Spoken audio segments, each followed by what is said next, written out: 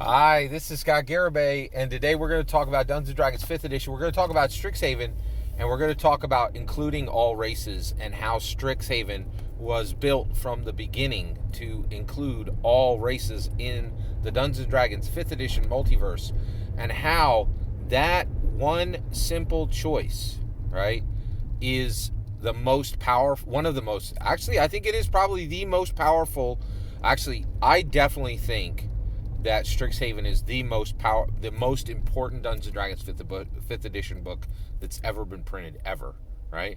And one of the ways you could see that is people's response is, it's like lockstep, right? Everywhere, Fry Minis, Dungeon Dudes, a few, I think I've watched 4 or 5 different videos now, all say the same thing. They're like, run this as a magical school campaign, but don't dare mix this in with any other campaign you have because it just won't fit, and you got to be really careful. And if you want this as a source book, it's not going to serve as a source book.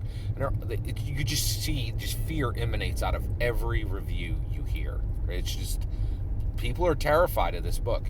They're not wrong. This is a game changer. Strixhaven is the second most important book ever printed in Dungeons & Dragons history. The first came out on June 2nd, 1978. It was the Orange Spine Easley Player's Handbook, right? This is the first time all the rules were coalesced into one real hardback with an amazing cover so that it actually could reach the masses, and it looked professional, and it was ready for prime time, right? And then on December 7th, 2021, Strixhaven is put forward. And what it does is it opens, in my humble opinion, it opens Gary's second gate. The first gate was opened on June 2nd, 1978, with the Orange Spine Easley Player's Handbook. And Gary was saying, hey, unbound identity, unbound immersion, an immortality, right? Like, you are no longer bound to one life. I am giving you extra lives laterally, not vertically, laterally, right? And it's magnificent, right? And then Strixhaven is saying, okay, now we're going to really do the important work, right? And because what Gary was implementing was so fundamentally, was so powerful in how it would change humanity's future, right? He had, in my humble opinion, he had to disguise it as a game, right? Because people would get frightened, because it's positioned to overturn so many things that we deal with on a regular basis.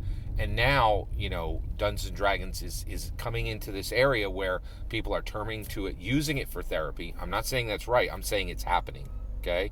There's no question of it. You just look anywhere on Twitter, you'll find people like, oh, it's time for my therapy session, joke.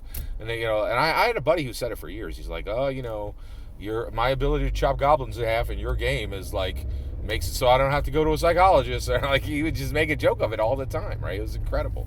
So, basic, and a lot of people are doing that now. And it's just what it actually accomplished. It's so amazing. All right, let's talk about Strixhaven, what it does. So I listened to Dale Kingsmill, and she was on D&D Beyond, and she was being interviewed on a whole host of topics, and they talked initially about Strixhaven. And she says, like, one of the things that's really incredible about Strixhaven is that it, all these other worlds, right? You go into Faerun, and then someone wants to bring a Leonin in, right? And you're like, well, hey, wait, you can't bring a Leonin in. They're from Theros, right? Like, it's important that we exclude Leonin from this Faerun, setting, right? It's really important, even though there's already a race, Tabaxi, that are exactly the same, right? And she's like, but Strixhaven is this, it's on Arcavios, and it's this cosmopolitan mega school for wizards and sorcerers and warlocks and druids and every caster class, right?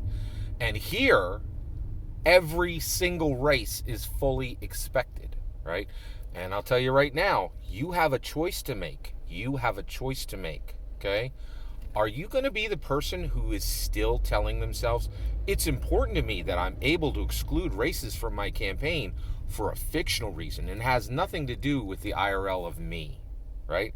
I'll tell you right now, when I sit down to my every campaign, and you could see me saying this for like the last few years, I'm like, hey, here's this world, right? The players come to my 5th edition game, and I'm like, anything that has the ampersand on the side, let's do it. It's official, it's official Dungeons and Dragons.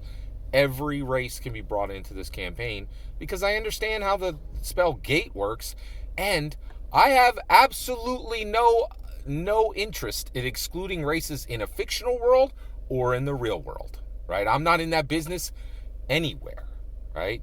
And so when Dale Kingsmill says, hey, Strixhaven was built from the ground up, right, to make sure that every single race that's ever been put in Dungeons & Dragons 5th edition is fully accepted and fully expected to be in Strixhaven, it makes Strixhaven the most tolerant, inclusive setting ever built, right? And here's the nice thing. Since Gate exists, it expands Strixhaven. Strixhaven is bolted on to every other campaign in the multiverse because not one 5th edition campaign doesn't have Gate, which means that if you are running a campaign now where you're like, hey, this is in Faerun, this is in Ravnica, this is in Theros, but you can't bring a race from another setting in, it brings the question to you, are you doing that because you want to exclude races in the fictional world, or because you want to exclude races in the IRL world, or both, right? You get to choose. Like, you could be a person who says, oh, of course, every single race in Dungeons & Dragons is going to be in this setting. And here's the thing. When you go there and you're like, hey, it's really important that you can't bring a Leonin you can't bring a centaur, from the Theros book into Faerun. It's just not allowed, right? Like, because the settings can't mix, right? You get into this space of why is it so important to you to exclude races, right? And Strixhaven is coming and fixing this for Dungeons & Dragons 5th edition, saying, hey, this is a multiverse, right? Gate is a real spell, and it has not been excluded from any setting, all right? And then when you're coming in, you're saying, oh, no, I definitely can't bring in a Ravnica race, into this. I can't bring a Heron, a Harengon from the Wild Beyond the Witchlight, into this Theros book, right? We can't do that, right? What's happening is you are not building a logical setting, right? Since Gate exists in every single 5th edition setting, the Gate spell, right? That means that there are thousands of wizards who have Gate and have never connected the other worlds, which makes no logical sense, right? And we do structure these worlds in a realistic manner, right? We add magic to them and we say, hey, how would magic actually change this world? How would it change how these people act and do things, right? And so the reality is, anyone who's saying, I am running Ravnica, but nothing from Theros is allowed. I am running Eberron, but nothing from Faerun is allowed. What they're saying is, I am bending logic and ignoring the spells in the game to make a space where I get to exclude races. They have to ignore logic to get there, because logically, Eberron, Faerun, thousands of wizards on both sides. None of them use Gate to connect the worlds? Of course they did, right? So when you are creating a world that has races from one setting in Dungeons & Dragons and excludes races from another setting in Dungeons & Dragons, why are you doing it? Right? You have to ask yourself that now, right? Now, I never included all races from Dungeons & Dragons because I wanted to be inclusive or diverse, right? I was like, that's where the most fun is. That's where my players have the most freedom and the most options, right? Now, why is it the most fun and most free for my player characters? Because diversity actually matters. When you make things diverse, things get better. And when you're in a world where you really like to exclude races, whether it's in the fantasy world or in the IRL world, you are definitely going to make a worse game, where it's harder to pull people to your game, harder to keep modern players, harder to do everything, right? And so you end up playing with the same people you did for a long time, right? And you can see people saying this openly on their channel. They're like, I just play with the same people, and it never really changes, and we never really attract new players, and the table's static, right? Static water rots. Like, you don't want to drink from a stagnant pond, right? You want to drink from a river that's bubbling with new force, new water, right? Like, diversity is real and it really matters, right? And what Strixhaven is doing is it's saying, okay, right? So Strixhaven is a second echo, in my humble opinion, of Gary Gygax's will and legacy, right? On June 2nd, 1978, right, he said, I am making a game that will make travel, education, skills, and feats, and gold, and adventure, and power accessible to every race on this planet, every actual human race, right? It doesn't matter what race you are, right? It doesn't matter if you're white or a person of color. You have the same ability to have the same adventures with this game as anyone else, right? So in January 2nd, 1978, Gary made a product that leveled across every race in America, right? And was saying, hey, same access for everyone, right? That's really important, right?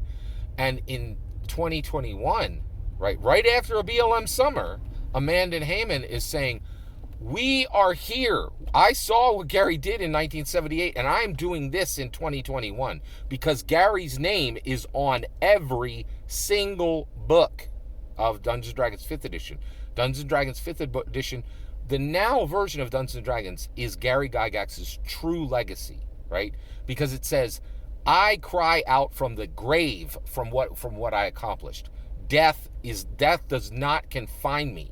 My work continues now, right? And the moment there is that Dungeons & Dragons removes Gary Gygax's name from the product, right? The moment that from the core, from the product, the moment that happens, right? The moment Dungeons & Dragons is no longer a viable product, then his legacy dies, right? That's when Gary Gygax's legacy starts to die, where it starts its death throes, right? Now there'll be an opportunity, I think, just like with your death throes, we can roll a 20 and pull it back out, but we're not even close to there. A lot of people are like, oh, Dungeons & Dragons 5th edition, they don't pay attention to Gary. It's printed in every book, right? You're literally closing your eyes to the reality, right? And it's not far in. It's like page 1, right? Like, you're like, this started with him. This is his true legacy. And so when people are saying, oh, Dungeons & Dragons 5th edition isn't Gary's legacy, they're saying, that basically they want to make sure that Gary's legacy does not remain large, right? And that people see Gary and what he accomplished in the same small, shrunken way that they do. And so Strixhaven is really important, okay? Here's the issue. And all of these commentators are like, oh, you cannot mix this, right? They're afraid because of what I've said. Dungeons & Dragons is a two-way mirror, okay? It's a double-sided mirror, right? When we're in the game, it reflects back to us the fictional world. When the game stops, Dungeons & Dragons just rotates, and there's a mirror coming back to us, and it's saying, hey, why are you excluding races? Right? Like, we don't really need to do that. Like, and people are terrified. They don't want Dungeons & Dragons to change them, right? And I get it. Everybody's frightened of change. I get that, right? And so when I hear any review saying, oh, make sure this is a Harry Potter duplicate and this doesn't really bleed over into any of your other games because the power is so high, what they're really saying, in my humble opinion, is, oh my gosh, if I actually pay attention to this book and I move forward with it, I might actually have to learn what friendship is at a mechanical level. I might have to hold a whole bunch of knowledge in my head about people interacting. And I don't want to do that. I don't want to change. Strixhaven will change you. And that is why I can't find a single review that sees Strixhaven for what it is, right? Because people are just terrified, right? And again, it's the same U.S. president problem, right? The people who are saying it are the same people who were president before Obama. Exact same two attributes, right? It's real, and we have, and that's the great thing about Dungeons & Dragons. Dungeons & Dragons is like, hey, did you want to exclude races? Here's Strixhaven. It's telling you, don't do that. Stop it, right? Do what Gary did in 1974 for the IRL world, and now let's do it in the D&D world, right? Like, let's not tell, Harengon that they don't belong here, right? Like, it's not cool to tell any race that they don't belong anywhere, right? We want to invite them in, right? And that's what Strixhaven is. It's like, hey, let's get there. Let's make sure that everybody understands We are never in a position, we should never be in a position where we're like, it's really important to me that this race is excluded. Not in the IRL world and not in the D&D world, right? Like, it's wrong. It's just wrong. That's why America is so amazing, is we built this place where there are just people of every race, and we allow everybody to flow to the top, right? And the first time that was really, really proven was Obama. That's why I voted for him twice. And and it's one of the reasons why I'm such a huge fan of Andrew Yang. I want to see diversity. I believe that diversity for diversity's sake brings improvement brought by something that actually improves things, right? All that's my opinion. I'd love to hear your thoughts. Let me know in the comments below. Please consider liking and subscribing, and have a wonderful millennium.